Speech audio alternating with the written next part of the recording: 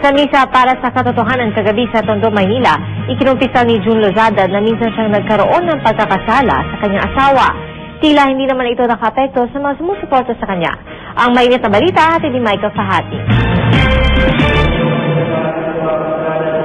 Sa simula pa lang ng misa, ipinakilala na ni Manila Auxiliary Bishop Broderick Padillo ang presensya ni June Lozada.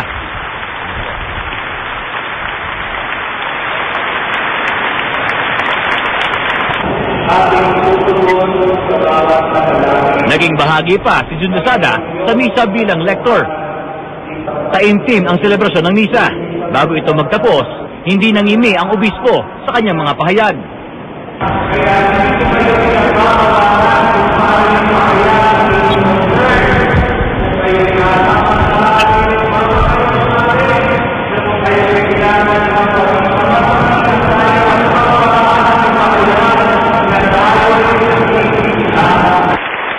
Binigyan din ng pagkakataon na magsalita si June ukol sa mga kumakalat na text message na kanyang umano'y relasyon sa ibang babae bukod sa kanyang asawa.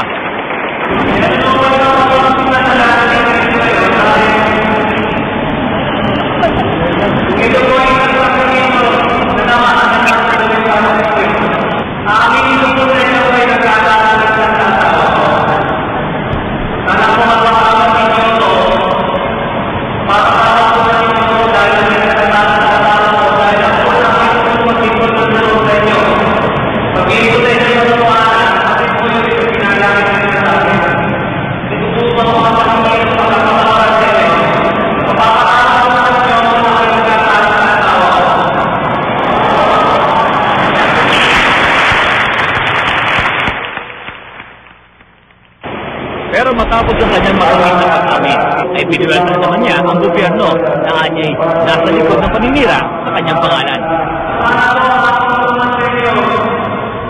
Hingin niyo rin ang katotohanan sa kanila tungkol sa mga pagkakasyon sa gobyerno at kanilang ng tao. Maraming salamat po sa inyo lahat. Matapos ang misa, tumuloy si Lozada sa labas ng simbahan upang magsindi ng kandila. Dinumog siya ng mga tao. Di mahulog ang karayon ang may 30 metrong layo ng plaza sa harap ng simbahan. Michael Fahati, GMA News.